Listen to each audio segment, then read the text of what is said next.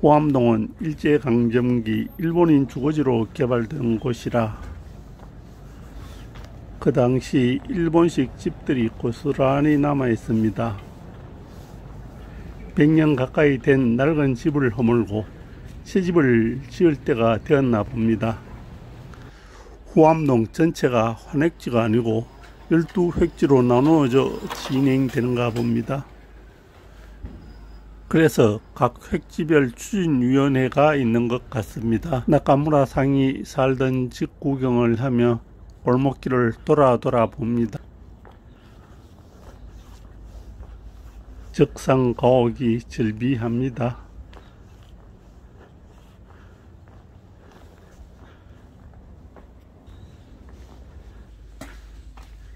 해방된 지 78년이 되었지만 일본 강점의 흔적은 골목골목 그대로 있습니다.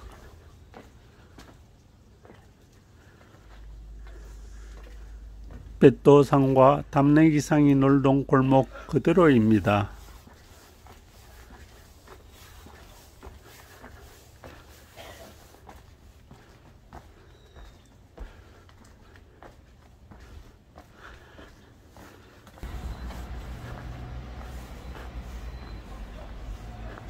길가의 부동산 사무실조차 적상가옥입니다. 그러나 일본말은 과거이고 영어가 현실인가 봅니다.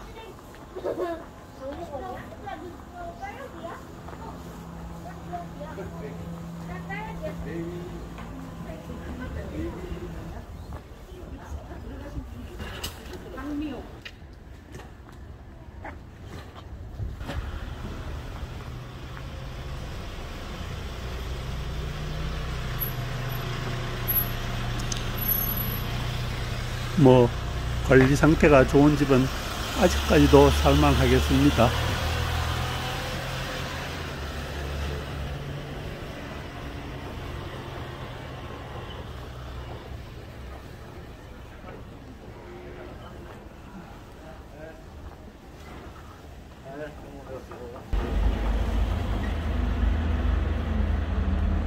호암교회가 크게 자리 잡은 오획지 주변 땅은 평당 5천만원이지만 재건축이 예상되는 곳은 평당 8천만원 수준에 호가되고 있군요.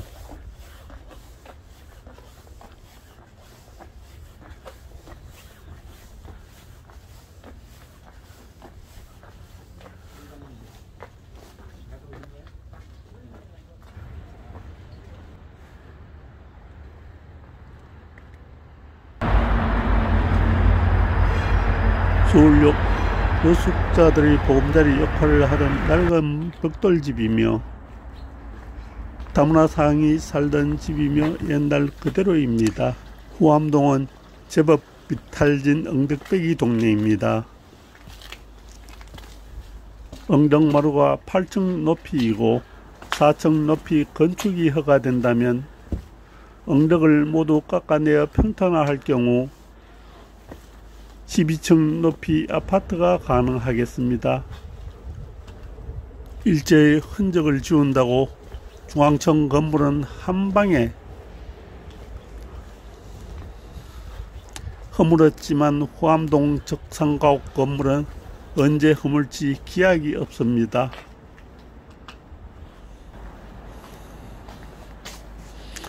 살고 있는 주민들은 일제 적상가옥의 치욕을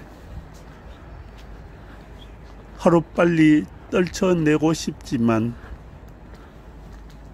나라에서는 오래도록 일제의 흔적을 간직하고 싶어 하나 봅니다. 용산공원 특별법이 명시한 주변 지역에 해당하지 않았다면 호암동은 벌써 재건축이 이루어졌을 것인데 용산공원과 조화가 되는 주거지역으로 조성하고자 하는 국가의 의지가 개입되어 개발이 지연되고 있는 듯합니다.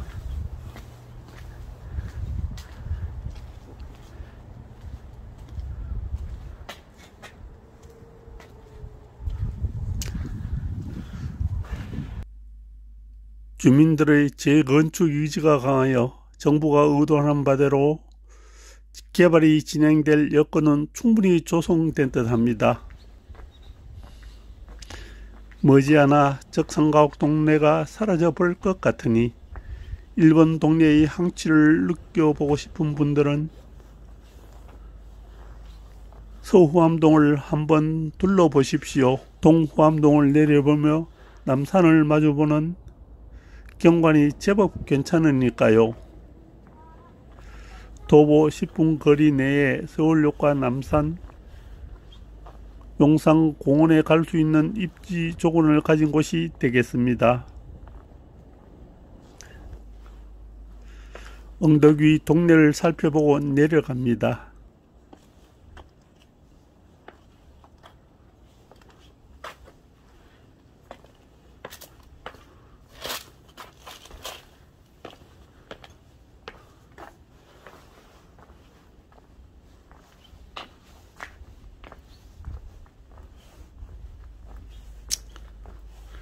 (90년) 전 조선 백성들이 초가집 살 때 일본인들은 그럴싸한 양옥풍의 집에서 살았네요. 물론 조선인 식모들이 집안 일은 다 했겠지요.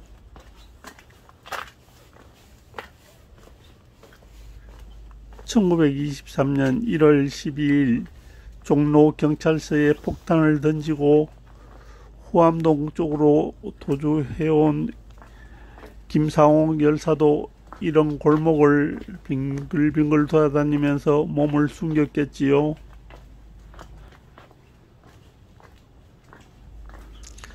김상옥 열사는 이런 후암동 골목길을 빠져나와 남산을 넘어 창신동 쪽으로 넘어갔습니다.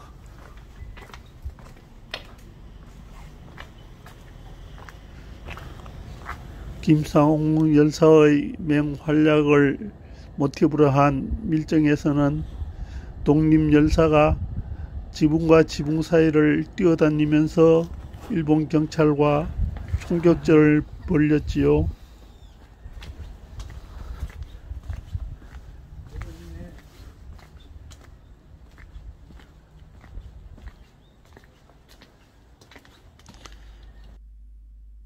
이것도 적산가옥 동네 흔적인가요?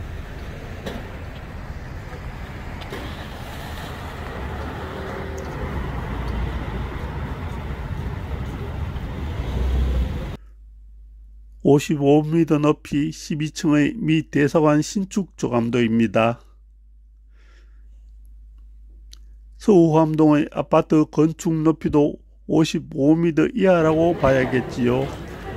재건축 추진 주민회의가 열렸습니다. 다시 한번 인사드리겠습니다. 안녕하십니까?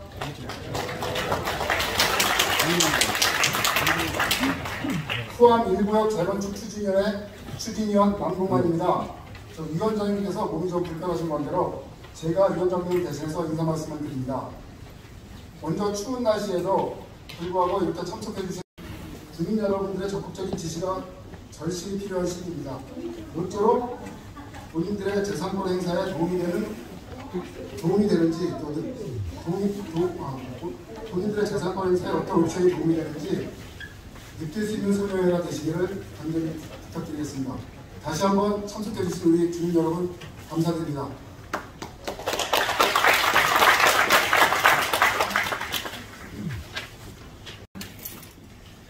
이 과정이 결코 쉽지 않습니다.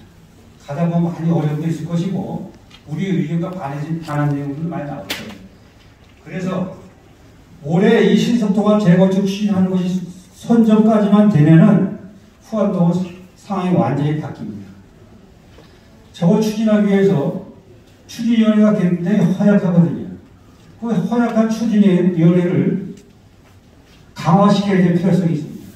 2017년도 9월 달에 주민총회가 열린 이후로 5년 동안 총회가 안 열렸습니다. 그 이유가 있습니다. 나중에 제가 말씀드릴 기회가 있으면 말씀드리겠습니다. 일부러 하는 게 아닙니다. 그래서 주민총회를 열어서 추진위를 정상화시키고 주거환경정비 기본계획에 의해서 단독주택 재건축 예정지구로 고시된 도면입니다. 이때 내가 집을 산 거예요. 너무 빨랐잖아요.